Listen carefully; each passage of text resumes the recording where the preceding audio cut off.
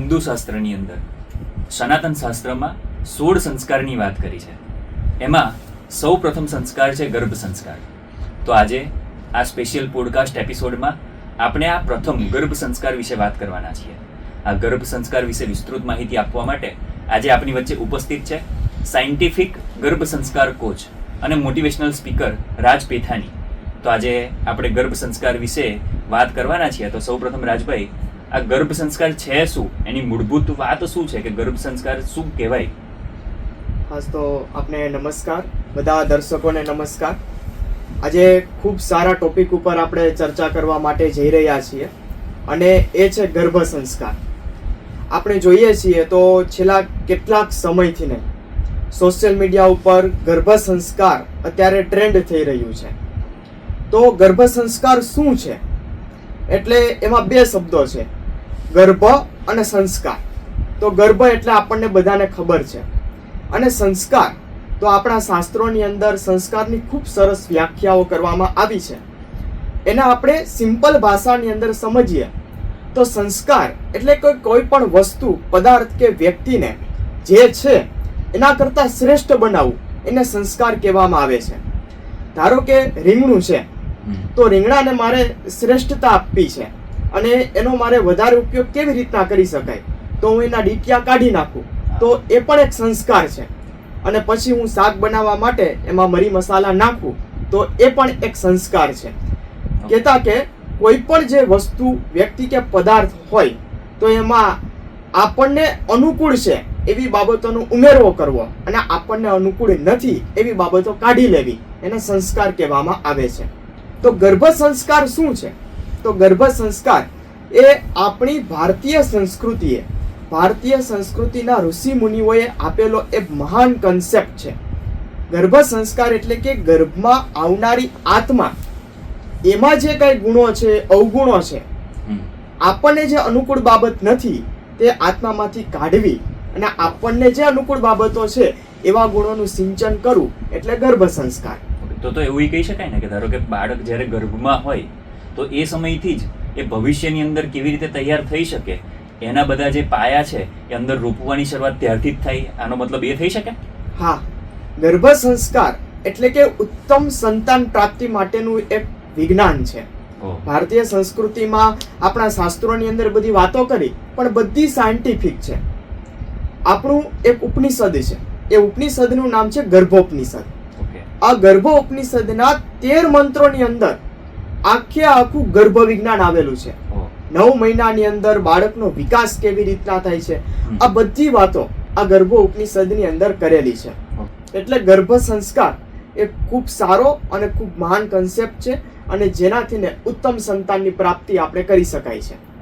તો આમ જનરલી તમે જે રીતે અત્યારે કીધું મને એ પ્રમાણે હું એટલું સમજ્યો કે ધારો કે કોઈક કપલ હોય, એ પ્રેગ્નન્સી પ્લાન કરતું હોય, અને તો એની શરૂઆત ત્યારથી કરવાની કે જ્યારથી પ્લાનિંગ કરે છે, કે પછી જ્યારે ગર્ભ આવી જાય ત્યારે એની શરૂઆત કરવાની?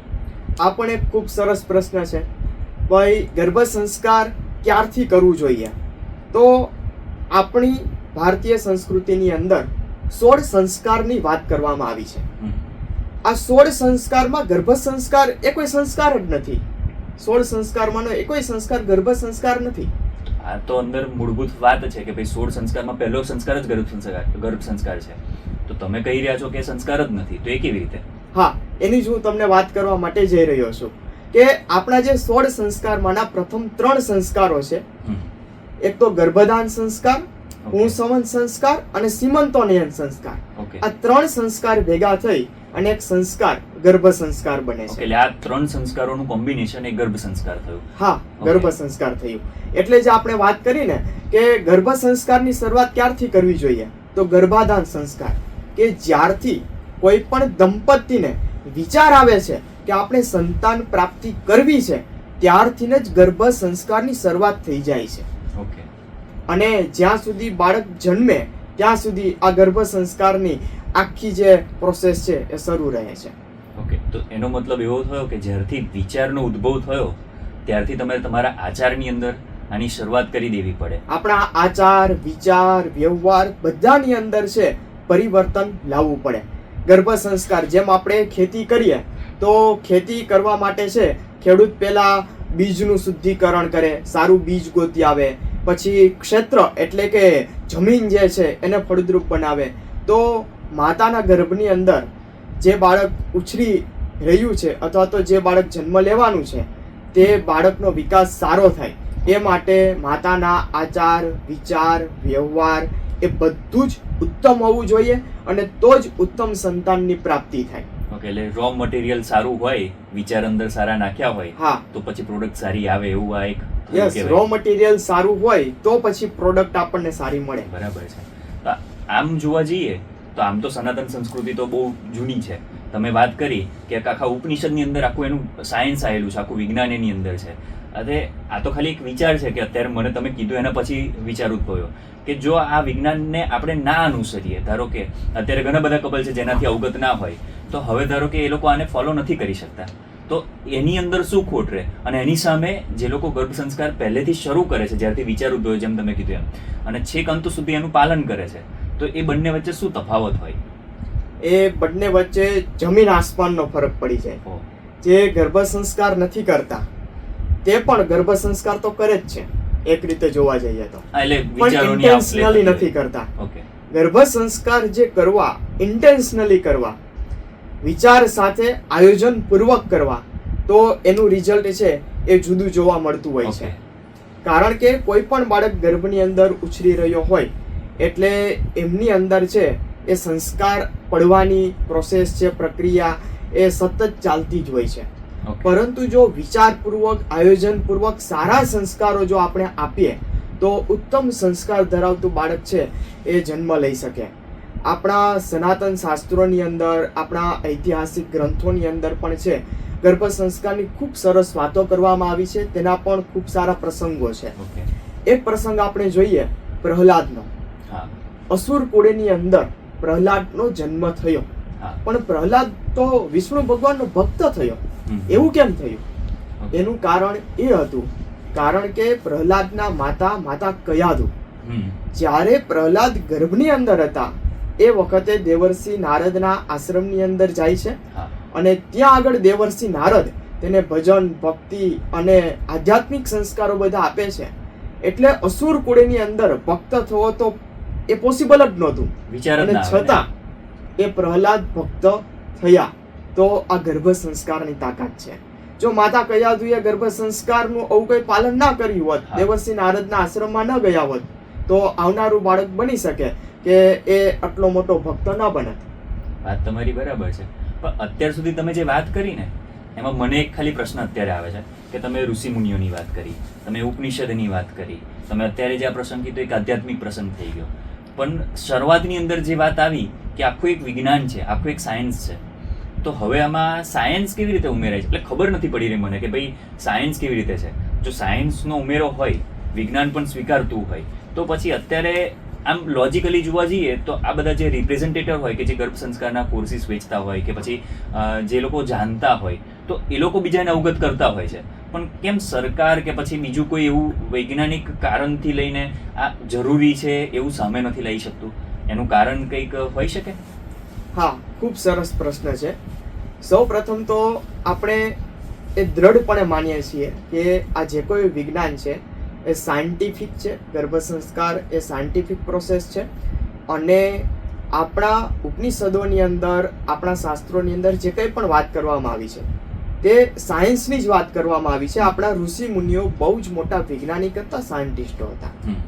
હાલના સમયની અંદર પણ જોઈએ તો 1980ના દાયકામાં કેનેડાની અંદર થોમસ વર્ની કરીને થઈ ગયા, જે આધુનિક ગર્ભ સંસ્કારના પિતામહ કહેવાય છે. અને તેમને એક પુસ્તક લખેલું છે ધ સિક્રેટ ઓફ અનબોર્ન ચાઇલ્ડ. અને એની અંદર ઘણા બધા પ્રસંગો તેમને આ ગર્ભ સંસ્કાર વિશે કરેલા છે. તમે વાત કરી કે સરકાર અત્યારે પ્રયત્ન, તો સરકાર દ્વારા પણ પ્રયત્ન થયા છે. મને ખબર છે કે જ્યારે નરેન્દ્રભાઈ મોદી ગુજરાતના મુખ્યમંત્રી હતા એ વખતે એમને આ ગર્ભ સંસ્કાર માટે પણ થોડાક પ્રયત્નો કરેલા હતા. અને ગાંધીનગરની અંદર ચિલ્ડ્રન યુનિવર્સિટી છે તે પણ ગર્ભ સંસ્કાર માટે છે પ્રયત્ન કરે છે. અને હાલમાં પીપી સવાણી યુનિવર્સિટીની અંદર પણ છે એક સાયન્ટિફિક ગર્ભ સંસ્કાર કરી અને એક યુનિવર્સિટીનું તમને એક સર્ટિફિકેટ મળે, સર્ટિફિકેટ કોર્સ થાય, એવો એક કોર્સ પણ શરૂ થયેલો છે. વાહ. એટલે ધીરે ધીરે આ બધી જાગૃતિ આવતી જાય છે અને આ જાગૃતિ છે એ જરૂરી છે. ઓકે, હવે ધારો કે આ તમે કીધું એ રીતે કે સાયન્સ પણ આવી ગયું, અધ્યાત્મ માર્ગ પણ આવી ગયો, આ બંને વસ્તુ છે. પણ ઘણીવાર એવું થતું હોય કે ભાઈ ગર્ભ સંસ્કારની અંદર જે પ્રકારની પ્રવૃત્તિઓ થતી હોય, મેં જ્યાં સુધી સાંભળ્યું છે ત્યાં સુધી, કે નાની મોટી એક્ટિવિટી કરાવતા હોઈએ, કંઈક વાંચવાનું સારું કરાવતા હોઈએ, કે પછી વાતો કરવાની બાળક સાથે ગર્ભની અંદર જ હોય ત્યારે પણ, તો આ બધી વાતો તો સાંભળી છે મેં, પણ એકચ્યુઅલીમાં કરવાનું શું હોય છે ને એનાથી ખબર નથી હોતું. ગર્ભ સંસ્કારની અંદર એવું ખબર હોય કે ભાઈ આટલી વસ્તુઓ કરવાની હોય, પણ એમાં એકચ્યુઅલી પ્રોસેસ કેવી રીતે ફોલો કરવાની હોય, એનો પાથ શું હોય છે? આ ખૂબ સરસ પ્રશ્ન છે, કારણ કે ઘણા બધા છે મૂંઝાતા હોય છે અને અત્યારે ઓવર એક્સેસ ઓફ નોલેજ છે. સોશિયલ મીડિયામાં જ્યાં ખોલો એક વખત ગર્ભ સંસ્કાર તમે સર્ચ કરો એટલે રીલ્સમાં અને પોસ્ટમાં ને બધું એ જ આવ્યા કરે, એટલે વધારે કન્ફ્યુઝન એ છે ઊભું કરે કે ભાઈ આમાં કઈ પ્રવૃત્તિ કરવી, કઈ એક્ટિવિટી કરવી અને કઈ ના કરવી. તો આ ખૂબ સરસ પ્રશ્ન છે. તો ગર્ભ સંસ્કાર માટે આપણે કઈ પ્રવૃત્તિ કરવી જોઈએ? તો મુખ્યત્વે ગર્ભ સંસ્કારનો કોન્સેપ્ટ એવો છે, મેઇનલી 4 ક્વેશ્ચન ઉપર આપણે ફોકસ કરીએ છીએ. IQ, EQ, PQ અને SQ. Intelligent question, emotional question, physical question and social and spiritual question. તો આ બધા ક્વેશ્ચન ઉપર આપણે વર્ક કરીએ છીએ. હવે આ બધા આંક છે એ વ્યવસ્થિત રીતે તેનો વિકાસ થાય ગર્ભની અંદર, તે માટે એની જુદી જુદી એક્ટિવિટીઝ છે આપણે કરતા હોઈએ છીએ. ધારો કે એનો ઇન્ટેલિજન્ટ ક્વોશન્ટ આપણે ડેવલપ કરવો છે ગર્ભમાં રહેલા બાળકનો, તો જે લોજિકલ એક્ટિવિટી છે, ઇન્ટેલિજન્સ ડેવલપ કરે એવી એક્ટિવિટી છે એ કરવી જોઈએ. ઇમોશનલ ક્વોશન્ટ આપણે ડેવલપ કરવો છે તો એવી ઇમોશનલ કોઈ સ્ટોરીઝ છે તો એ આપણે વાંચવી જોઈએ. આ તો મેં તમને એક વાત કરી, પણ જે ક્લાયન્ટ છે, જે કપલ છે, તે અમારા ગર્ભ સંસ્કાર માટે કોર્સ માટે આવે છે અને કાઉન્સેલિંગ માટે આવે છે, તો એમને અમે વ્યવસ્થિત રીતે ડિટેલની અંદર છે ગાઈડ કરતા હોઈએ છીએ કે કઈ એક્ટિવિટી કરવી અને કઈ ના કરવી. ફિઝિકલ ક્વોશન્ટની વાત કરીએ તો આપણું સ્વાસ્થ્ય સારું રહે તો તે માટે છે નિયમિત યોગા છે, પ્રાણાયામ છે, તો આ બધું પણ કરવું જોઈએ. સારો ખોરાક છે તે આપણે લેવો જોઈએ. સોશિયલ અને સ્પિરિચ્યુઅલ ક્વોશન્ટ ડેવલપ થાય તો એ માટે છે આપણે આપણા શાસ્ત્રો છે, ભગવદ્ ગીતા છે, ભાગવત મહાપુરાણ છે, રામાયણ છે, વચનામૃત છે, તો આ બધા શાસ્ત્રો આપણે વાંચવા જોઈએ, જેનાથી આ બધા ક્વેશ્ચન છે એ વ્યવસ્થિત રીતે ડેવલપ થાય. વાહ, તમે આમ વાત કરીને એમાં મને એક નવો પ્રશ્ન ખાલી મગજમાં આવ્યો એટલે હું કરું છું અત્યારે. તમે પહેલા પ્રહલાદનું ઉદાહરણ આપ્યું, સાયન્ટિફિક વાત કરવા માટે આ 4 લોજિકલ વાત કરી. આ બધું બરાબર છે, પણ મારા મનમાં એવું થાય છે કે જેમ સનાતન ધર્મની અંદર જ આ પ્રથમ સંસ્કારની વાત આવે છે, એમ સનાતન ધર્મના અન્ય ગ્રંથોની અંદર એવી પ્રકારની વાત આવે છે કે આપણા જે પહેલાના જન્મો છે એના આધારે આ જીવનની અંદર આપણને ફળ મળતું હોય. હવે તમે વાત કરી ઇમોશનલ એક ક્વેશ્ચનની વાત કરી, ઇન્ટેલિજન્ટ ક્વેશ્ચનની વાત કરી, આમ 4 પ્રકારના અલગ અલગ વાત તમે કરી અત્યારે. તો શું ધારો કે માતા જ્યારે ગર્ભ સંસ્કાર આપી રહી છે ત્યારે બહુ સારું ઇન્ટેલિજન્સ એને આપી રહી છે, ત્યારે બહુ સારી રીતે ઇમોશનલી રીતે એને સારી રીતે સપોર્ટ કરી રહી છે, બહુ સારી રીતે ફિઝિકલ ફિટનેસ ફોલો કરી રહી છે, આ બધા જ તત્વો છે એના ઉપર સારી રીતે એ નિયંત્રણ કરે છે. પણ માનો કે જે ગર્ભની અંદર બાળક છે એના પહેલાના જન્મના આધારે એને આ જન્મના જે ફળ મળવાના હોય એ પહેલેથી જ નક્કી હોય એવું પણ લખેલું હોય છે શાસ્ત્રની અંદર, તો પછી એનો આ વાત ઉપર કંઈ અસર થાય ખરો કે ભાઈ એ બધી વસ્તુઓ જે છે જે પૂર્વની અંદર કરેલી છે એનું એને ફળ મળવાનું જ છે, પણ આના કારણે કંઈક થતું હોય એવું કંઈક બની શકે ખરું? હા, ખૂબ સરસ પ્રશ્ન છે. કર્મ સિદ્ધાંતની વાત આવે. કર્મ સિદ્ધાંતની વાત છે. હા, ગર્ભ સંસ્કાર અને કર્મ સિદ્ધાંત. ઘણા બધા લોકો એવું કહે છે અને હું પણ એમાં દ્રઢપણે માનું છું કે કર્મ સિદ્ધાંત છે. જે કર્મ આપણે કરેલું હોય એ કર્મનું સારું કે નરસું ફળ આપણે ભોગવવું જ પડે. પૂર્વ જન્મના કેટલાક ફળ હોય તે આપણે ભોગવવા પડે, જેને પ્રારબ્ધ કર્મ કહે છે. તો ગર્ભ સંસ્કાર આ કર્મને ફેરવી શકે ખરા? આ પ્રશ્ન આ જ હતો મારો કે ધારો કે ગયા જન્મની અંદર કંઈક પાપ કર્યા છે, ગર્ભ સંસ્કારની અંદર તો બહુ સારી વાતો આવી છે. ધારો કે હિન્દુ ધર્મના જેટલા પણ પાયાના ગ્રંથો છે બધા વાંચ્યા છે, એના આધારે સંસ્કાર સિંચન કરવાનો પ્રયત્ન કર્યો છે, તો પછી જે આઉટકમ આવે તો એ ફેરવી શકે? આ પ્રશ્ન જ છે મારો. તો તમારો પ્રશ્ન સરસ છે અને પ્રશ્ન પણ હું સમજી ગયો. તો ગર્ભ સંસ્કાર અને કર્મ સિદ્ધાંત, તો કર્મ સિદ્ધાંતમાં પણ હું માનું છું કે જે પણ કર્મ આપણે કર્યું હોય એનું સારું કે નરસું ફળ આપણને મળે જ છે અને એ કર્મ ફળ આપણે ભોગવવું જ પડે છે. તો પછી આ ગર્ભ સંસ્કાર શું કામે? તો એનો ખૂબ સારો એક જવાબ છે. જવાબ એ છે કે કર્મ કરવાનો અધિકાર બધાને છે. માની લો કે પૂર્વજન્મના કર્મ તમારા ખરાબ છે કારણ કે તમને ખબર નહોતી. બરાબર છે. તમારી બુદ્ધિ સારી હતી, બધું હતું, પણ તમારો આશય એવો નહોતો, અથવા તો તમને ખબર જ નહોતી કે સારા કર્મો કરે, એટલે તમે સારા કર્મો નથી કર્યા. પણ ગર્ભ સંસ્કાર દ્વારા આપણે તેમને સારી બુદ્ધિ આપીએ છીએ, સારી ભાવના આપીએ છીએ, સારા કર્મો કરવાની વૃત્તિ પણ આપીએ છીએ. તો એ જન્મ લેશે ત્યારે એને પૂર્વજન્મનું જે કંઈ ભોગવવાનું હશે તો ભોગવશે, પણ દરેક વ્યક્તિ પાસે કર્મ કરવાનો અધિકાર છે. તો એ સારા કર્મો કરશે તો ભવિષ્યની અંદર છે તેને સારા ફળ મળશે. બીજી એક વાત કે ગર્ભ સંસ્કાર શું કરે છે? તો ગર્ભ સંસ્કાર છે એ કર્મ ફેરવી શકતો નથી, પરંતુ જે કાંઈ કર્મ ફળ તેમને ભોગવવાનું છે તો એ ભોગવવા માટે એને શક્તિ પણ આપે છે, એને બુદ્ધિ પણ આપે છે. બરાબર. અને એટલા માટે ગર્ભ સંસ્કાર છે એ જરૂરી છે. અને જન્મ લીધા પછી તે સારા કર્મો કરે એના માટે બુદ્ધિ, શક્તિ, વૃત્તિ એ બધું ગર્ભ સંસ્કાર દ્વારા છે એ આપી શકાય છે. અને એટલા માટે ગર્ભ સંસ્કાર જરૂરી છે.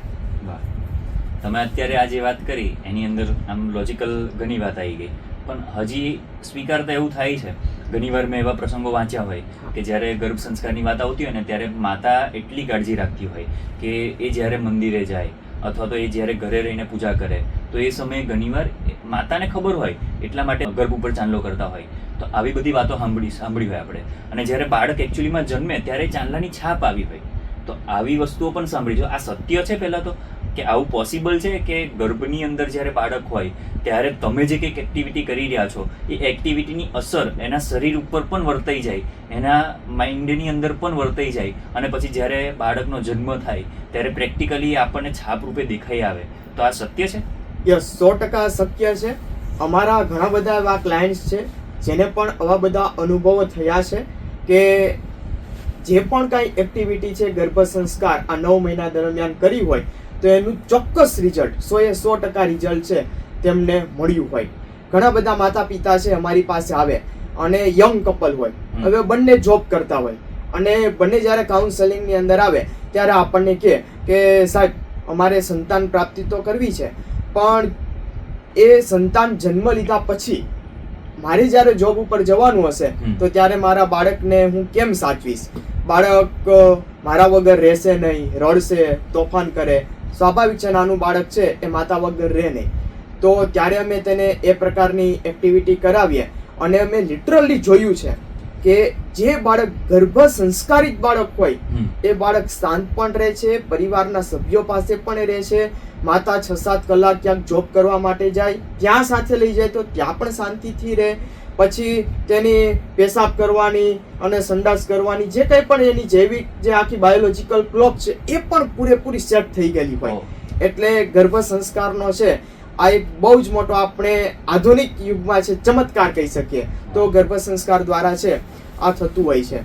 તમે જે વાત કરી કે ચાંદલાની છાપ છે એ ઘણા બધા બાળકોની અંદર છે એ જોવા મળતું હોય છે, કારણ કે માતા જે કાંઈ બોલે છે, વિચારે છે, સાંભળે છે એ બધાની અસર એ બાળક ઉપર એ થાય છે. કારણ કે ગર્ભની વચ્ચે અને માતાની વચ્ચે એક પ્લાઝન્ટા હોય છે જેના દ્વારા છે આ બધા હોર્મોન્સ છે, જે બધા આપણા જે કેમિકલ સ્વરૂપમાં જે બધી આપલે થતી હોય છે એના દ્વારા છે આ બધી બાળક ઉપર પણ અસર થતી હોય છે. તમે અત્યારે વાત કરી એમાં મને એક ત્રીજો પ્રકારનો વિચાર આવ્યો કે માતા અને ગર્ભ વચ્ચે એક વિશેષ પ્રકારનો સંબંધ એ પ્રસ્થાપિત થયો છે, જેના કારણે એ જેવું વિચારે છે, એ જેવો ખોરાક અંગીકાર કરે છે, એ જેવી એક્ટિવિટી કરે છે અથવા જેવા વાતાવરણની અંદર રહે છે.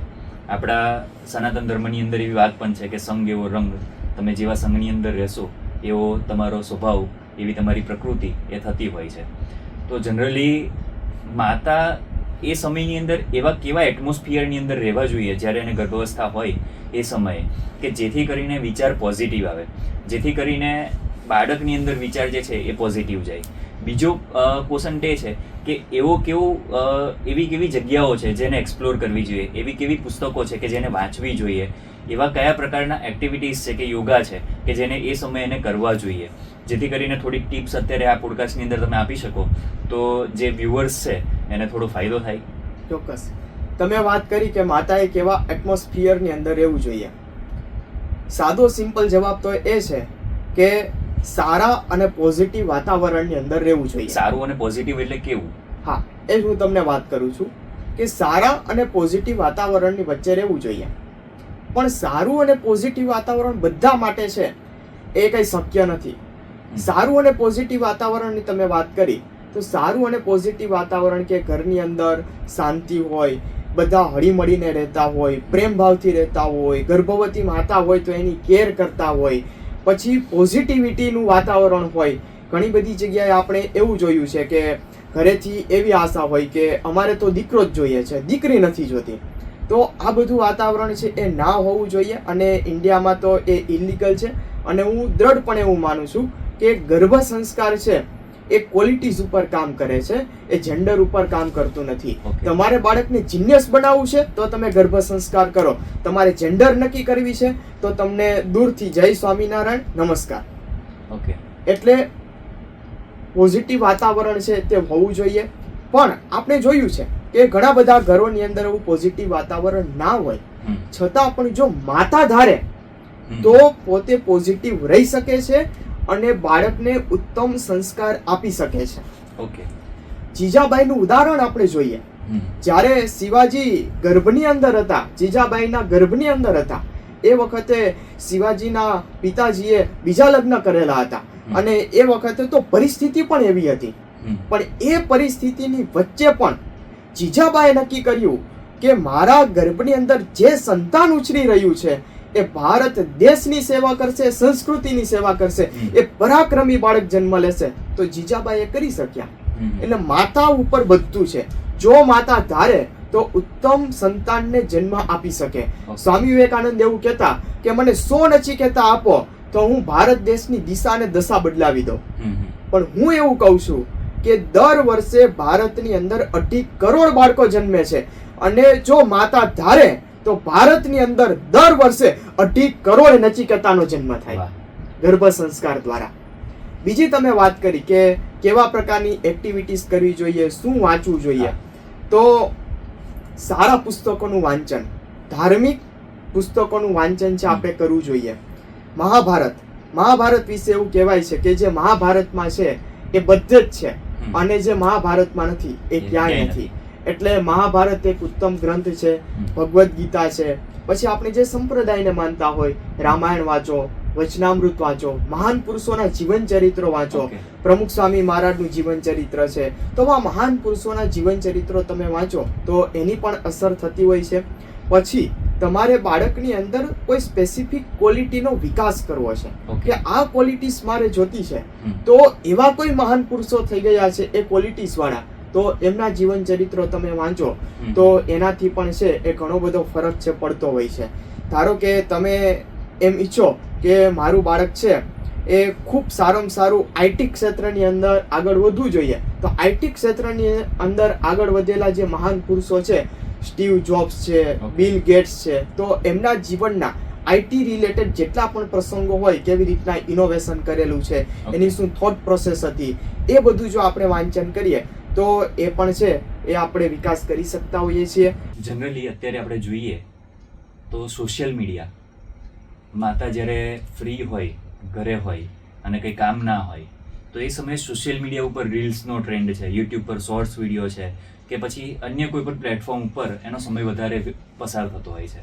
તો એની સીધી અસર બાળક ઉપર થાય કે પછી એને કોઈ લેવા દેવા નથી? હા, એટલે સીધી જ અસર છે તેની બાળક ઉપર થતી હોય છે. જ્યારે માતા ગર્ભવતી હોય ત્યારે તેને મોબાઈલનો અથવા તો જે કંઈ પણ ડિજિટલ સાધનો છે તેનો વિવેકપૂર્ણ ઉપયોગ કરવો જોઈએ. અને માતાએ છે એ કમસે કમ 1 થી 1.5-2 ફૂટ મોબાઈલ દૂર રાખીને છે એ બધું જ કાર્ય કરવું જોઈએ, તો પછી વાંધો આવતો નથી. ઓકે, જનરલી એવું સાંભળવામાં આવ્યું છે કે જ્યારે આપણે કોઈક જગ્યાએ રહેતા હોઈએ અને એ રેસિડેન્સ એરિયાની આજુબાજુ એ નેટવર્ક્સના ટાવર કે એવું કંઈક હોય તો એના રેડિયેશનથી જે નજીકના પશુ પંખી હોય એ પણ દૂર ભાગતા હોય છે. તો એની સીધી કોઈ અસર આ ગર્ભની અંદર થતી હોય છે, આ બાળક ઉપર પડતી હોય છે કે એને કોઈ લાગતું ઓળખતું નથી હોતું? હા, એટલે રેડિયેશનની અસર તો જો માણસ ઉપર થાય તો અંદર પણ એક માણસ જ ઉછરી રહ્યો છે તો એની ઉપર થવાની જ છે. ઘણા બધા સર્કમટેન્સીસ કેવા છે કે એ આપણે દૂર નથી કરી શકવાના.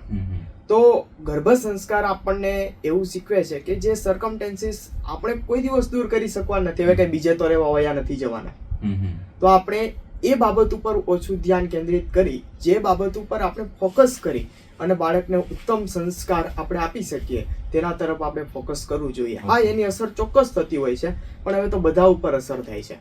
કેટલીક અસરને ટાળશું ને કેટલાને નહીં ટાળીએ. ઓકે, બરાબર છે. જનરલી એવું સાંભળવામાં આવ્યું છે કે જ્યારે માતા ગર્ભવતી હોય તો એ સમયે ગાયત્રી મંત્રનું ઉચ્ચારણ વધારે થતું હોય છે. પણ મને તો ખાલી એક પ્રશ્ન અત્યારે મનમાં આવે છે કે જ્યારે તમે અત્યાર સુધી જેટલી વાત કરી ને એની અંદર એક વાત કોમન આવી કે એક્સટર્નલ જેટલી પણ એક્ટિવિટી છે, ઘરમાં રહેવું છે, કોઈ કામ કરવું છે, યોગા કરવું છે, વાંચવું છે, વિચારવું છે, કોઈ ગણતરી કરવી છે, કોઈ કાર્ય કર્યું છે, આ બધી જ વસ્તુઓ છે એની સીધી અસર એ ગર્ભમાં રહેલા બાળક ઉપર થતી હોય છે. તો પછી સ્વાભાવિક રીતે એવું પણ થયું કે જો માતા અને પિતા એ બંનેનો ઝઘડો થતો હોય તો એની પણ સીધી અસર એ બાળક ઉપર થાય, તો પછી ગર્ભમાં રહીને એવું વિચારે કે બહાર આવીને આ લોકોને સીધા કરવા પડશે કે કેવું? હા, એટલે તમારો સરસ સવાલ છે. એટલે બાળક તો માસૂમ હોય છે, એ એવું નથી વિચારતો કે મારે બહાર નીકળીને માતા પિતાને સીધા કરી દેવા છે, પણ એટલું ચોક્કસ વિચારે છે કે બહાર નીકળીને મારે પણ લડાઈ ઝઘડા કરવાના જ છે. એટલે પછી કરવા માંડે છે, ટેવાઈ જાય છે કે આ વાતાવરણમાં રહેવું હશે તો આપણે આ કરવું જ પડશે. એટલે સીધી અસર તો એના ઉપર થતી હોય છે, ડાયરેક્ટ અસર થાય અને જન્મ લીધા પછી બીજા ઉપર પણ અસર કરે. એટલે એ પણ પોતે પછી ઝઘડા કરે. ઓકે. જનરલી એવું સાંભળવામાં આવ્યું છે કે સગર્ભાવસ્થા હોય તો એ સમયે માતાએ જે કંઈક ખોરાક અંગીકાર કર્યો હોય, પાણીપુરી, પીઝા કે પછી ફાસ્ટ ફૂડ, તો બહાર નીકળીને બાળક એ જ માંગતું હોય છે. તો પછી એ આમ આપણે સમજવું જોઈએ કે એ સમયે એને અવોઇડ કરવું જોઈએ કે પછી લેવું જોઈએ? કારણ કે અત્યારનો જમાનો એવો છે કે ફાસ્ટ ફૂડ બધું અત્યારે એટલું પ્રચલિત છે કે જલ્દીથી બની જાય, સમય એની અંદર બચી જાય, ઇઝીલી અવેલેબલ થઈ જાય. તો પછી આ પ્લસ પોઈન્ટ ગણવો કે નેગેટિવ પોઈન્ટ ગણવો? એટલે તમે જે બહારના ફૂડની વાત કરી, પ્રોસેસ ફૂડ છે અને જે બહારનું સ્ટ્રીટ ફૂડ છે તેનો આપણે બિલકુલ ત્યાગ કરવો જોઈએ, તેને એવોઇડ કરવું જોઈએ. એટલા માટે કારણ કે બહારના જે ફૂડ છે એ કેમિકલ પ્રોસેસ થઈને આવે છે અને ખાસ કરીને જે ચાઇનીઝ ફૂડ છે તેમાં આજીનો મોટો વપરાતો હોય છે. આજીનો મોટો એ ડાયરેક્ટ બાળકના બ્રેનના ડેવલપમેન્ટ ઉપર અસર કરે છે, ન્યુરો સેલ્સને ડેમેજ કરી શકે છે. એટલે જ્યારથી ને દંપતી એવું વિચારે કે આપણે હવે સંતાન પ્રાપ્તિ કરવી છે, ત્યારથી ને લઈને બાળકનો જન્મ થાય ત્યાં સુધી તેમને બહારના ફૂડનો ત્યાગ કરવો જોઈએ, બહારનું સદંતર ખાવાનું બંધ કરવું જોઈએ જો તમારે એક હેલ્ધી બાળકને જન્મ આપવો હોય તો. એમાં માતા અને પિતા બંનેની વાત આવે છે? કારણ કે જનરલી માતા જે જમે એનું તો માનવામાં આવે, પિતાને પણ બંધ કરવું પડે. હા, પિતાને પણ બંધ કરવું પડે. જ્યારે તમે પ્લાનિંગ ફેઝમાં છો તો પ્લાનિંગ ફેઝ આઈડિયલી 3 મહિનાથી ને 1 વર્ષ સુધી ચાલતું હોય છે. આપણી જે સંસ્કૃતિ છે એ તો એવું કહે છે કે 1 વર્ષ સુધી તમે પ્લાનિંગ કરો, પરંતુ મોડર્ન સાયન્સ ને એ બધું આપણે જોઈએ તો ઓછામાં ઓછા 3 મહિના સુધી તો તમારે પ્લાનિંગ ફેઝમાં રહેવું પડે. આ પ્લાનિંગ ફેઝ શું છે કે 3 મહિના તમે પ્લાનિંગ કર્યું, તમારા આચાર, વિચાર, વ્યવહાર એમને શુદ્ધ કર્યા અને ત્યાર પછી તમે પ્રેગ્નન્સી માટે કોઈ પણ રિલેશન રાખો છો અને પછી કન્સીવ થાય છે, પણ એ 3 મહિના પહેલા એની શરૂઆત થાય છે. ઓકે. ગર્ભ સંસ્કારનું જો આપણે પાલન કરીએ, એટલે તમે જેમ કીધું કે વિચાર ઉદ્ભવ્યો કે હવે આપણે સંતાન પ્રાપ્તિ કરવી છે, ત્યાંથી અંત સુધી એનું પાલન કરીએ, તો એવું થતું હોય કે જે જીનેટિક બીમારીઓ છે અથવા તો જે વારસાગત બીમારી છે તો એ બીમારી ના આવે અથવા એ બીમારી દૂર થઈ જાય, તો એવા કેસીસ અત્યાર સુધી સામે આવ્યા છે કે પછી આવું કંઈક સાયન્ટિફિક રીતે પ્રૂવ થયું છે? કારણ કે આવું સાંભળવામાં ઘણું આવ્યું છે, તો એ કંઈક કારણો, ચોક્કસ કારણો એના જાણવા મળ્યા છે અત્યાર સુધી? હા, એવું ચોક્કસ થઈ શકે. જેટલી પણ વારસાગત બીમારીઓ હોય તો નેક્સ્ટ જનરેશનમાં એ આવવાની શક્યતાઓ છે એ ઘણી હદ સુધી આપણે ઘટાડી શકીએ છીએ. ઘણા બધા લોકોની અંદર ડાયાબિટીસ હોય છે, અત્યારે કોમન થતું ગયું છે. ત્યાર પછી છે ડાયાબિટીસમાં પણ 2 પ્રકાર હોય છે. તો એક પ્રકારની ડાયાબિટીસ છે એ આપણે અટકાવી શકીએ છીએ, બીજી જીનેટિક્સ હોય છે તો તેમાં બહુ જ આપણે ફેરફાર કરી શકતા નથી, પણ બહુ જ લાંબા ગાળા સુધી એ ડાયાબિટીસ એમનામાં ન આવે એવા પ્રયત્નો છે આપણે કરી શકીએ છીએ. બીજી પણ જે કંઈ બીમારીઓ છે તેનું પ્રમાણ આપણે ઘણી હદ સુધી ઘટાડી શકીએ છીએ. એટલે ચોક્કસપણે હેલ્પ કરે છે અને એ વાસ્તવિક છે અને પ્રૂવ થયેલી વસ્તુ છે. ઓકે, એટલે એનો મતલબ એ થયો કે એની એક સીધી અસર એ ભવિષ્યની અંદર બાળકની હેલ્થ ઉપર આપણને જોવા મળે છે. એટલે કે એની અંદર જે પહેલેથી વારસાગત બીમારી આવતી હોય એ ના આવે, તો આવા બધા શક્યતાઓ વધી જતી હોય. હા, મેં જે તમને વાત કરી ને કે માતાના 5 પેઢીના અને પિતાની 11 પેઢીના સંસ્કારો છે, જીન્સ છે, તે બાળકોની અંદર આવે છે. હવે માત્ર સંસ્કારો નહીં પણ જીન્સ એટલે કે આખી શરીરની રચના છે, તેમનું આખું જે બાયોલોજીકલ જે આખું માળખું છે એ બધું જ છે એ જીન્સ દ્વારા આવતું હોય છે. તો એમાં વારસાગત બીમારીઓ પણ આવી ગઈ. પણ એપિજેનેટિક સાયન્સ એવું કહે છે કે આપણે જેનેટિક સિલેક્શન કરી શકીએ છીએ, જીનેટિક રીરાઇટ કરી શકીએ છીએ અને જીનેટિક એક્સપ્રેશન કરી શકીએ છીએ. જીનેટિક સિલેક્શન શું છે? તો કે માતા જેવા વિચારો કરે છે, માતા જે પ્રમાણે, માતા પિતા બંનેની વાત આવી ગઈ, કારણ કે પ્લાનિંગ ફેઝની અંદર છે એ થાય છે ને એક વખત કન્સીવ થઈ જાય એટલે જીનેટિક સિલેક્શન થઈ જાય, ત્યાર પછી જીનેટિક્સ બદલી શકાતા નથી. પણ જેવા વાતાવરણની અંદર જે વ્યક્તિ રહેતા હોય એ પ્રકારના જીન્સ ઉપર તેમની અસર થાય એટલે જીનેટિક રીરાઇટિંગ પણ કરી શકીએ અને જીનેટિક એક્સપ્રેશન એટલે કે ઘણા બધા જીન્સ છે તે એક્સપ્રેસ થાય. કારણ કે 11 પેઢીની ક્વોલિટી આવી તો 11 પેઢીની ક્વોલિટી કઈ બાળકમાં નથી આવવાની, પણ જે પ્રકારે 9 મહિના દરમિયાન માતા બોલશે, ચાલશે, વિચારશે, તેમનું બિહેવિયર જે પ્રકારે હશે એ પ્રકારે નેક્સ્ટ પેઢીમાં છે આ જીનેટિક એક્સપ્રેસ થશે. અને કેટલીક એક્ટિવિટીઝ દ્વારા, જે મેં તમને PQ, SQ, EQ, IQ ની વાત કરી, તો એ બધી એક્ટિવિટીઝ કરીએ એના દ્વારા જીનેટિક રીરાઇટિંગ પણ થઈ શકે છે. ઓકે, એવું સાંભળવામાં આવ્યું છે કે ઘણીવાર જોવામાં આવ્યું છે અને જાણવામાં આવ્યું છે અને એવા ઘણા કેસીસ પણ સામે આવ્યા છે કે જેમાં જો માતા અને પિતા એ કપલે જ્યારે વિચાર શરૂ કર્યો કે ભાઈ હવે આપણે સંતાન પ્રાપ્તિ કરવી છે, તો એ સમયથી અંત સમય સુધી જો એ લોકો પ્રોપર ગર્ભ સંસ્કારની અંદર જેટલી પણ કંઈક વાતો છે, એનો જે કંઈ પ્રોપર પ્લાન છે એને ફોલો કરે, તો ડિલિવરી સમયે એ નોર્મલ ડિલિવરીના ચાન્સીસ વધી જતા હોય છે. તો આ કેટલા પ્રકારે, કેટલા અંશે સાચી છે આ વાત? આ વાત 100% સાચી છે. ગર્ભ સંસ્કાર દ્વારા નોર્મલ ડિલિવરીના ચાન્સીસ ઘણી બધી રીતે વધી જતા હોય છે. કારણ કે ગર્ભ સંસ્કારની અંદર 9મા મહિનાની અંદર શરણાગતિ શીખવાડવામાં આવે છે કે આ જગતની અંદર હવે તારે જવાનું છે, જન્મ લેવાનો છે, તો એક શરણાગતિનો ભાવ શીખવાડવામાં આવે છે. અને જે રીતે આપણે છે એ બાળકને સંસ્કાર આપ્યા હોય છે, તો એ બધી અસર પણ છે આ બધી બતાવતું હોય છે, એટલે નોર્મલ ડિલિવરીના ચાન્સીસ છે વધી જતા હોય છે. ઓકે, એનો મતલબ એ થયો કે તમે શરણાગતિની વાત કરી કે જે 9મા મહિનામાં આવે છે, તો એવું થયું ને કે પ્રારંભિક ધોરણથી જ્યારથી વિચાર આવ્યો ત્યારથી લઈને અત્યાર સુધીનો પ્રોપર આખો કોર્સ જ હશે. આ તો નવું જાણવા મળ્યું અત્યારે જાણવા કે 9મા મહિનામાં તમે શરણાગતિ શીખવાડો, એમ પહેલા મહિનામાં બીજું કંઈક હશે, બીજા મહિનામાં બીજું કંઈક હશે, ત્રીજા મહિનામાં કંઈક હશે. જેમ જેમ બાળકનો વિકાસ થતો જાય ગર્ભની અંદર, તેમ તેમ મહિના પ્રમાણે એક્ટિવિટીઝ પણ છે અમે ગર્ભ સંસ્કાર દ્વારા કરાવીએ છીએ. કારણ કે જાણવા જેવું અને શીખવા જેવું તો ઘણું બધું છે, પરંતુ જો આપણે પ્રોપર ફોકસ સાથે મંથ વાઇઝ મંથ આપણે એમને શીખવાડીએ તો એવા ગર્ભ સંસ્કારની અસર થતી હોય છે. અને એટલા માટે હું કહું છું કે ગર્ભ સંસ્કાર છે એ આપણે યુટ્યુબમાં જોઈએ અને ઇન્સ્ટાગ્રામમાં જોઈએ તો ઘણું બધું આપણને જાણવા મળે છે, પણ જો એક પ્રોપર કોચ હોય તમારી પાસે તો એ ગર્ભ સંસ્કારની ઇફેક્ટ છે એ બહુ જ સારી આવતી હોય છે. એનો મતલબ એ થયો ને કે ધારો કે ઇન્સ્ટાગ્રામ પર કોઈ કંઈક રીલ આવી, એ રીલ કોઈકના નજરમાં આવી, હવે માનો કે એ ધારો કે કપલ છે, એ કપલે બંને ભેગા બનીને જોયું, ત્યાં આગળ કોઈક કોચે ટીપ આપી છે અને એ ટીપને ફોલો કરવાનું શરૂ કર્યું, પણ જો એ ટીપ કયા મહિનાના રિલેટેડ છે અથવા તો કયા સમયને અનુકૂળ છે એવું એ લોકોએ નથી જાણ્યું અને ખાલી ને ખાલી એ રીલ ત્યાં આગળ જોઈને એ લોકોએ કામ શરૂ કરી દીધું, તો પછી એની અસર કોઈ લાંબા ગાળે પણ નહીં ને શોર્ટ સમયમાં પણ નહીં થાય એવું કહી શકાય? કારણ કે માનો કે એ લોકોએ સીધું શરણાગતિની રીલ જોઈ હોય અને હજી પહેલો મહિનો ચાલી રહ્યો હોય, તો કોઈ મતલબ રહે ખરો એ વસ્તુનો? ના, એવું નથી. હવે ઘણા બધા સારી બાબતો જાણે અને અપનાવવાનો પ્રયત્ન કરે તો સારી જ વસ્તુ છે, જે લોકો ગર્ભ સંસ્કારનું કંઈ કરતા જ નથી. પણ મેં શું વાત કરી કે મંથ વાઇઝ મંથ જ્યારે એનો સમય આવે ત્યારે જો એ વસ્તુ અને એ સંસ્કાર આપવામાં આવે તો એની અસર વધારે થતી હોય છે. પણ સારું જાણ્યું છે એટલે એ માતાના વિચારોમાં આવ્યું છે, માતાના વિચારો દ્વારા એ બાળક સુધી પણ પહોંચ્યું છે, એટલે તેની અસર થાય જ છે, નથી થતી એવું નથી, પણ ઓછી અસર થાય. પણ પ્રોપર ગાઈડન્સ સાથે કરવામાં આવે તો એની અસર વધી જતી હોય છે.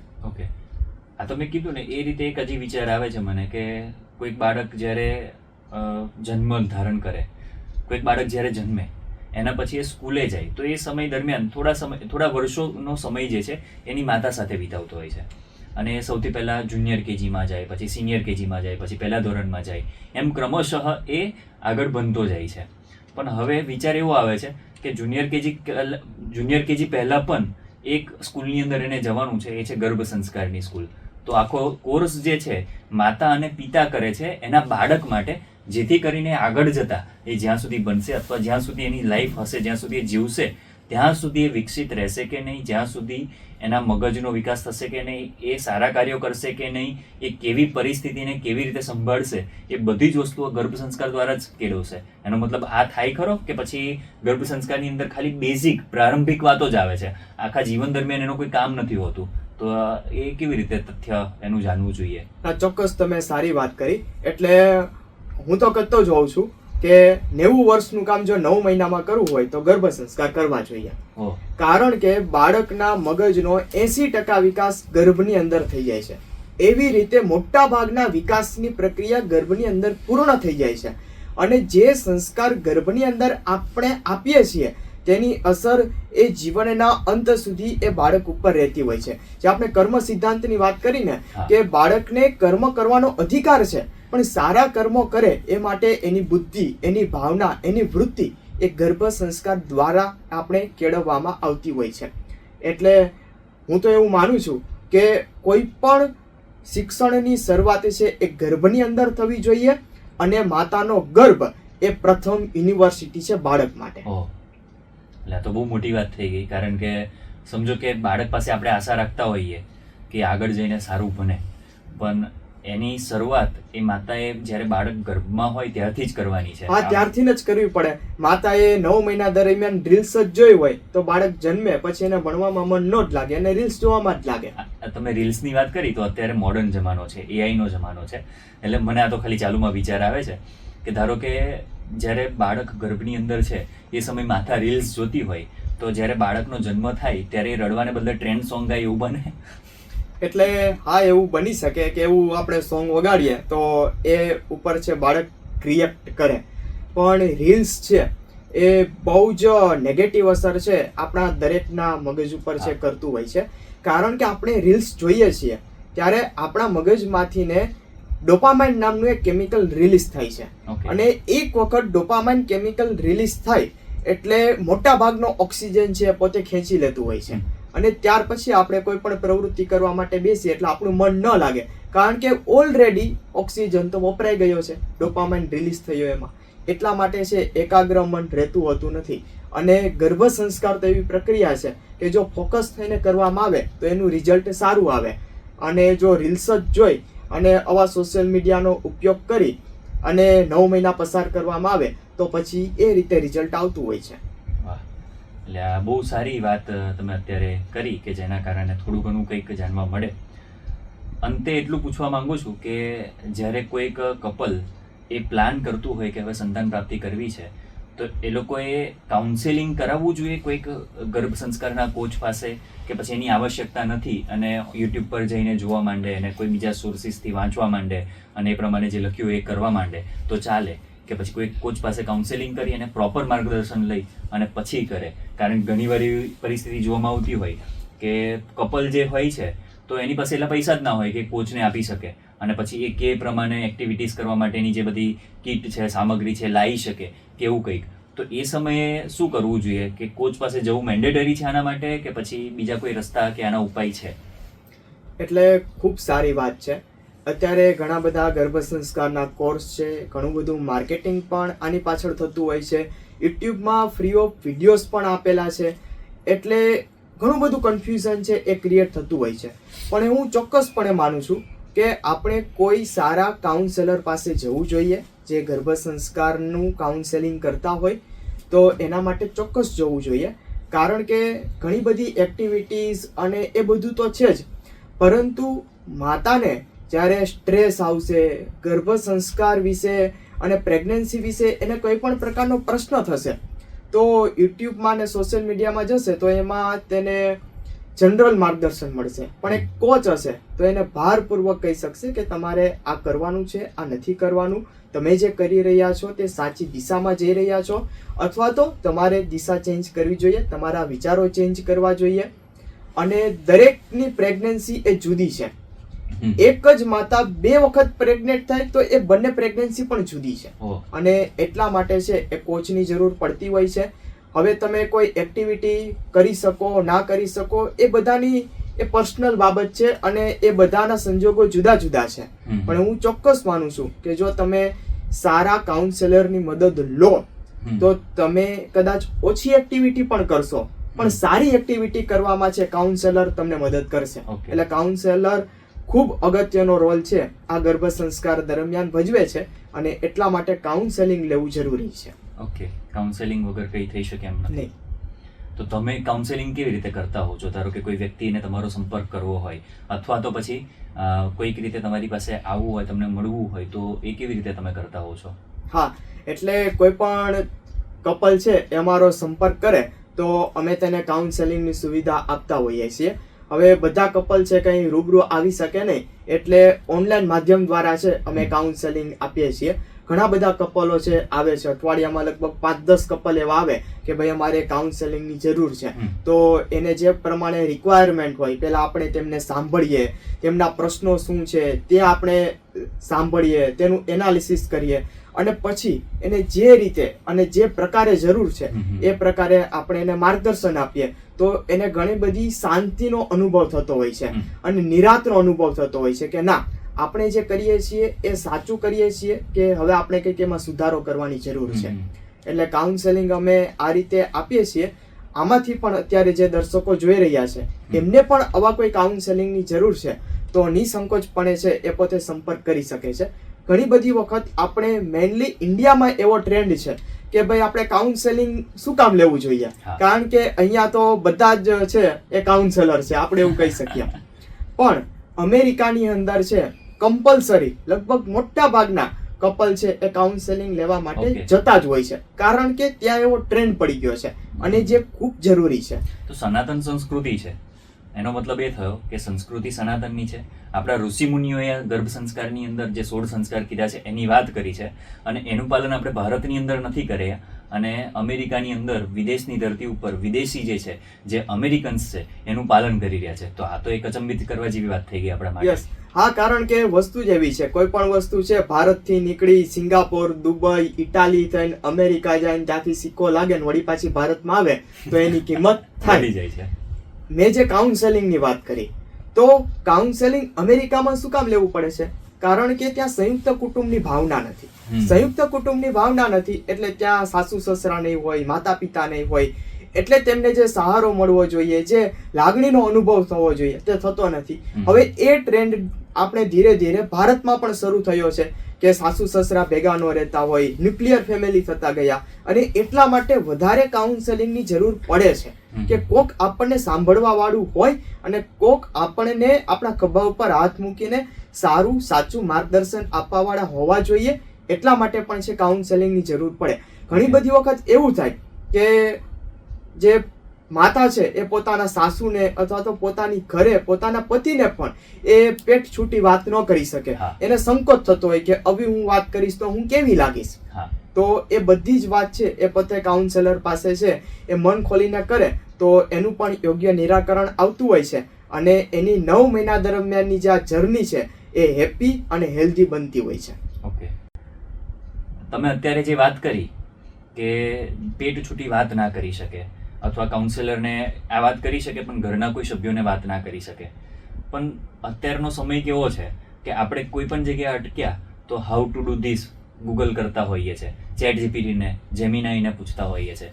તો પછી અત્યારે મેં ઘણી જગ્યાએ એવું જોયું છે કે ધારો કે કોઈકને કોઈક નાની બીમારી થઈ તો એ ચેટ જીપીટીને પૂછી લે કે ભાઈ મને અત્યારે આ પ્રકારની બીમારી થઈ છે તો મને એનું નિદાન આપો. એ ચેટ જીપીટી એ નિદાન પણ આપતું હોય છે, અને પછી એ પ્રમાણે કરે, અને કદાચ એને કંઈ રિપોર્ટ્સ ના કાઢ્યા હોય, એને બીમારી પકડાઈ જ ના હોય, પણ નિદાન કરનારી જે મેડિસિન આપી છે, જે દવા લખી આપી છે, જે પ્રિસ્ક્રિપ્શન આપ્યું છે ચેટ જીપીટીએ, એ ખોટું પડી જાય તો એની આડઅસર થતી હોય છે. તો અત્યારનો જે એઆઈ નો જમાનો આવ્યો છે કે એઆઈને પૂછીને બધું બધા કરવા માંડ્યા છે. તો એની અંદર આ ગર્ભ સંસ્કારની વાત જો પૂછવા માંડે, કારણ કે આ એક પેટર્ન જેવું થઈ ગયું એવું લાગે છે કે ભાઈ એઆઈને પૂછવું, એઆઈ જે જવાબ આપે એનું આપણે અનુસરણ કરવું. એ પછી વર્ક લાઈફ હોય, એ પ્રોફેશનલ લાઈફ હોય, કે પછી પર્સનલ લાઈફ હોય, એ વ્યક્તિગત જીવન હોય. તો એમાં એઆઈનો રોલ આવે ખરો આની અંદર, કારણ કે બધા એઆઈને વધારે માનતા હોય છે કાઉન્સેલરની જગ્યાએ અથવા બીજા કોઈક અન્ય સોર્સની બદલે. તો આમાં શું કરવું જોઈએ? એટલે હું તો એવું માનું છું કે અત્યારે એઆઈ નો ટ્રેન્ડ છે અને એઆઈ એક નવી ટેકનોલોજી તરીકે ઇન્ટ્રોડ્યુસ થઈ રહી છે. હા, પણ અત્યારે આપણે જોઈએ તો એઆઈ આપણી પાસેથી ઇનપુટ લઈને હજી પોતે ટ્રેન્ડ થઈ રહ્યું છે. હા, એવા સમયે છે એઆઈ નો ઉપયોગ ખાસ કરીને આવી બધી મેડિકલ બાબતોની અંદર ના કરવો જોઈએ. ભવિષ્યની અંદર એવા એઆઈ આવશે અને આપણે બધાએ એઆઈ ઉપર જ પછી આધારિત રહેવું પડશે. પણ માણસ જે આપણને ઇમોશન્સ થી વાત કરી શકે, માણસ જે આપને લાગણી આપી શકે, પ્રેમ આપી શકે, હૂંફ આપી શકે, એ એઆઈ નહીં આપી શકે. ઓકે. એટલે ક્યારેય પણ કાઉન્સેલર નું સ્થાન છે એ એઆઈ નહીં લઈ શકે. હા, એટલે કાઉન્સેલરની એટલી અગત્યતા છે અને ભવિષ્યની અંદર પણ એ રહેશે. ઓકે. એટલે એઆઈ એ જે છે એને પૂછીને કરેલી કોઈ પણ વસ્તુ ગર્ભ સંસ્કાર માટે એવું નથી કે 100% ખોટી જ છે, પણ એને અનુસરવા કરતાં આપણે કાઉન્સેલર પાસે જઈ અને યોગ્ય માર્ગદર્શન મેળવીને પછી અનુસરીએ તો એ ફાયદાકારક વધારે નીવડે છે. બેટર દેન એઆઈ એ થઈ જાય છે એવું કહી શકીએ એનો મતલબ. હા, એઆઈ ની ઘણી બધી લિમિટેશન્સ છે, એમાં ઘણી બાબત ખોટી આવી જાય, આપણને ખબર જ ના હોય અને પછી એની આડઅસર આવે અને આખી લાઈફનો જે એ પ્રશ્ન ઊભો થઈ જાય. એના કરતાં બેટર વાત એ છે કે જ્યાં રિસ્ક હોય ત્યાં આપણે નોન રિસ્કી કામ કરીએ અને સારા કાઉન્સેલર પાસે જઈએ, ગર્ભ સંસ્કારના કોચ પાસે જઈએ, તેનું આપણે માર્ગદર્શન લઈએ. ઘણા બધા ગર્ભ સંસ્કારના કોચ એવા છે, ધારો કે હું જ ખાલી કાઉન્સેલિંગ આપવાનું કામ કરું છું પણ હું મેડિકલ એડવાઇસ ના આપી શકું, તો એના માટે ડોક્ટર પાસે જવું જ પડે. તો ડોક્ટર પાસે જવું જોઈએ, જેનું જે કામ હોય તે કરે. ડોક્ટર છે એ ફિઝિકલ આપણું બધું જોવે, એ કેટલો વિકાસ થયો છે, શું થયું છે, ફિઝિકલ વિકાસ કેવો થયો એની ઉપર જોવે. કાઉન્સેલર છે તેને ઇમોશનલ સપોર્ટ આપે, મેન્ટલ સપોર્ટ આપે અને તેમનો બ્રેનનો વિકાસ કેવી રીતના થાય એ બધો છે એ કાઉન્સેલરનો ભાગ છે. તો એ ગર્ભ સંસ્કાર કોચ અને કાઉન્સેલર જોતા હોય છે. ઓકે, બરાબર છે. શરૂઆતમાં જ્યારે તમારો પરિચય આપ્યો ત્યારે બે વાત થઈ હતી કે એક સાયન્ટિફિક ગર્ભ સંસ્કાર કોચ અને મોટિવેશનલ સ્પીકર. તો આ રીતે, અને મેં જ્યારથી તમને ઓળખું છું એ સમયથી તમારા ઘણા વિડીયો મેં અત્યાર સુધી જોયા છે. ઇવન હમણાં તમે જ્યારે પ્રેગ્નન્સી ગુરુકુલનું લોન્ચિંગ કર્યું એના પછી પણ ઘણા બધા વિડીયોઝ જેમાં તમે ટિપ્સ આપતા હોવ, જેમાં તમે શું કરવું જોઈએ, ડૂઝ અને ડોન્ટ્સ આપતા હોવ, તો આ બધી વસ્તુઓ મેં જોઈ છે. તો એટલે આ તો મારે જાણવું છે કે તમે અર્નિંગ તો બહુ સારું કરી લેતા હોવ છો, અન્ય સોર્સ પણ તમારી પાસે છે. તો આ પ્રેગ્નન્સી ગુરુકુલ દ્વારા તમે શું કરવા માંગો છો? તમારું મિશન કે વિઝન એના દ્વારા શું છે? એ એક જાણવાનું મને ક્યારથી હતું કે હું પૂછી લઈશ તમને, પણ અત્યારે સારો સમય મળ્યો એટલે પૂછી લીધું છે. તો એમાં કંઈક તમે. હા, એટલે પ્રેગ્નન્સી ગુરુકુલનો ઉદ્દેશ એ છે કે ભારત દેશની અંદર કોઈ પણ બાળકનો જન્મ થાય તો એ ઉત્તમ સંતાન હોય. ભારતની અંદર જન્મનારું પ્રત્યેક બાળક એક ગર્ભ સંસ્કારિત બાળક હોય અને ખાસ તો ભારતના લોકો ભારતીય સંસ્કૃતિને છે ભારતના નજરિયાથી જોવે ને એ એક ઉદ્દેશ છે. કારણ કે આ જ વસ્તુ અમેરિકા જઈને પાછી આવે એટલે બધા સ્વીકાર કરે, પરંતુ આપણી જ વસ્તુ છે, આપણું જ જ્ઞાન છે, ભારતીય સંસ્કૃતિનું પ્રાચીન જ્ઞાન છે, સાયન્સ છે. તો ભારતના લોકો ભારતના દ્રષ્ટિકોણથી જો એને અપનાવશે તો એનો ફાયદો તેમને વધારે મળશે. ઓકે, તો હવે રાજભાઈ અત્યારે તો ઘણા પ્રશ્નો બાકી છે જે મારે પૂછવા જોઈએ અને કદાચ બધાને જણાવવા પણ હોય, પણ આ એક એપિસોડ પૂરતું તમારી સમય મર્યાદા, બધાની સમય મર્યાદા જોતા આજે આપણે અહીંયા પૂરું કરીએ છીએ. પણ ભવિષ્યમાં જ્યારે પણ કંઈક કમેન્ટ્સ આવે કે પછી કોઈ પ્રશ્ન તમને કે મને કોઈ વોટ્સએપ દ્વારા પૂછે અને પછી આપણે એનો સમાધાન આપવાનું હોય, એનું જાણ કરવાની હોય, તો ભવિષ્યમાં જ્યારે પણ તમને બોલાવીએ ત્યારે ખાસ ચોક્કસથી ફરીવાર પધારજો. ચોક્કસ આવશું. અને પ્રેગ્નન્સી ગુરુકુલનું જે ઇન્સ્ટાગ્રામ પેજ છે તેમાં પણ તમે ડાયરેક્ટ મેસેજ કરીને કોઈ પણ પ્રશ્ન પ્રેગ્નન્સી રિલેટેડ પૂછી શકો છો. અને તમે ફ્રી કાઉન્સેલિંગ પણ આપતા હોવ છો? હા, ફ્રી કાઉન્સેલિંગ પણ આપીએ છીએ. તો કાઉન્સેલિંગ સમય દરમિયાન કોઈએ તમારો સંપર્ક કરવો હોય તો હું તમારો નંબર કમેન્ટની અંદર એ પિંગ કરી દઈશ અને સાથે સાથે ડિસ્ક્રિપ્શનમાં પણ મૂકી દઈશ. ચોક્કસ. તો એમાંથી કોઈ તમને સંપર્ક કરી શકશે. ચોક્કસ મળશું આપણે પ્લાનિંગ અને પ્રેગ્નેન્ટ કપલને.